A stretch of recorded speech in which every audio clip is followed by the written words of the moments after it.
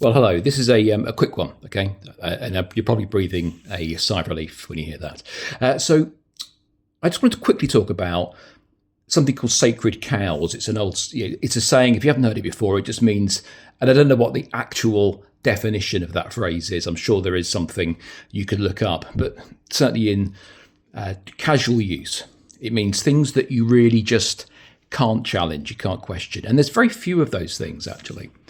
In fact, if you think about it, perhaps the person or the being that is most revered is God. Yeah, the world over, regardless of religion, because I have no time for religion anyway. But fundamentally, all of those religions are about a God of some sort, and yet, and people will die for that. Yeah, people go to war over it, and to be frank, it's been the cause of many wars. I'm not saying that God has, but the human being's relationship with God and their belief systems that they built around this supernatural entity, which I absolutely believe exists.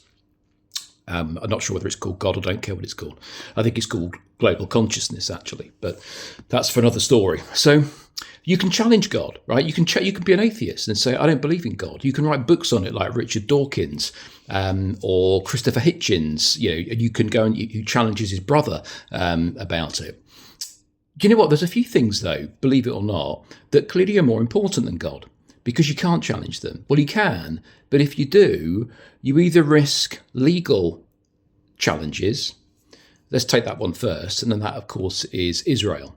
So if you challenge, let's just take the subject of the Second World War and the Holocaust. If you ask, not even challenge, if you ask questions about it, because you want to understand it better. So that's all you're doing. You're not challenging it. You're just saying, help me understand it, and I might have some questions for you. That can land you in prison in some countries in Europe. Just doing that. So I have a concern about that, but we'll come back to it. So that's one. I have to say, if you challenge Israel in any sense, that's a country. It's not a race. It's a country. But you challenge them. And I think everyone has the right to challenge any country. But there's that one country that if you challenge it, you're anti-Semitic somehow. Now, I don't know why they get hung up on anti-Semitic, because that's much broader than the Jewish race anyway. Anyway, that's another one. Let's take COVID. You're a COVID denier. So it's socially unacceptable to challenge it, even though many of us did. Let's take the jab. Then you're a anti-vaxxer. I am an anti-vaxxer. Yeah, so, I don't mind that one. But it's kind of putting a negative connotation, isn't it, against me, because I'm anti-something. It's a bit like, what else do we have? There's lots of antis and, if you're against climate change, if you, as in man-made climate change, specifically us being man-made, as in the average person causing climate change. I don't believe in that either. I believe that there is climate change. I don't think it's got anything to do with the average person. I think it's got everything to do with a handful of people who are doing the chemtrails and all of the other kind of experiments they like to do on a regular basis with this planet without any kind of consultation with the people that live on it. And that goes right the way back, to, if you believe in nuclear weapons, to some of the experiments that were done in the atmosphere way back in the previous century. That, there were some scientists who absolutely believed it could have destroyed the entire the entire atmosphere around the planet. And it could have basically been the end of all human life, all life actually on the planet. And yet it just went ahead anyway, without anybody's knowledge. Most people had no idea it had happened. A bit like CERN, isn't it? But anyway, I'm going off track. Look, let's get to the point. There are certain things that you can't challenge, and there's no logical reason why, or challenge or just question, right? So I question, let's say, the Holocaust. Let's take it as an example. I'm questioning it, that's all, because I don't know, right? I know that people have views one way or the other on it. They also question things like Anne Frank. Yeah, I don't know. All I know is I was taught it as a fact at school. And yet, I've heard a lot of people put some very convincing cases forward. In fact, there's books written on the subject to say that, in fact, that's fake. I don't know, right? But I'd like to ask questions about it.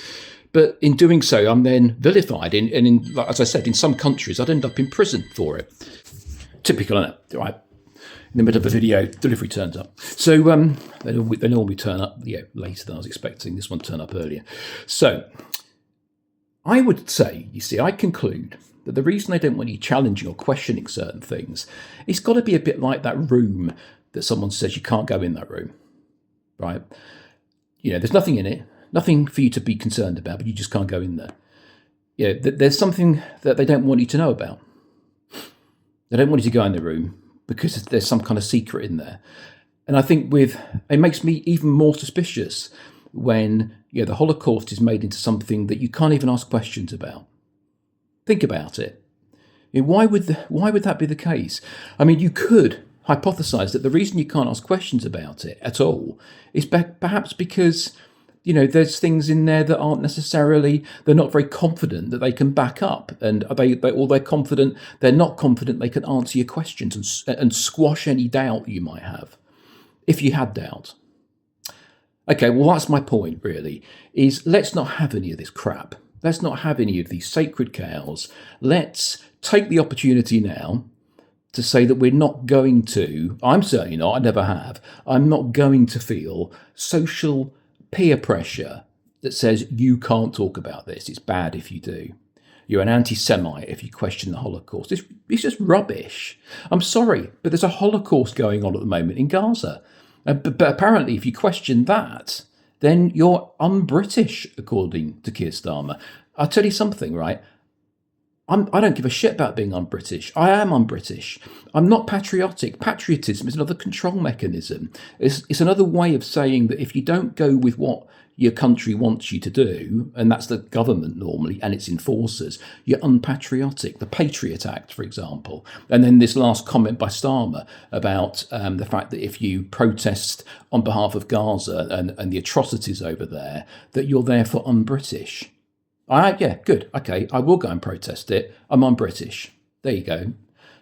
I've got no issue with that. I didn't ask to be born here. And I've got no pride in the history of this country at all. Yeah, I'm ashamed of it, frankly, of what we stand for as a country. What we've done, our history, the kind of deception, the lies, the manipulation. I've got no pride in this country. I'm sorry. You can say what you like. I don't. You can put your flags up and give a shit, right? I don't give a shit about flags, right?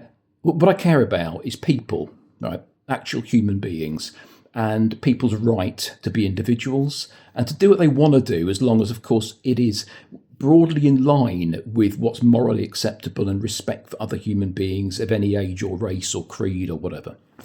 All right, cheers.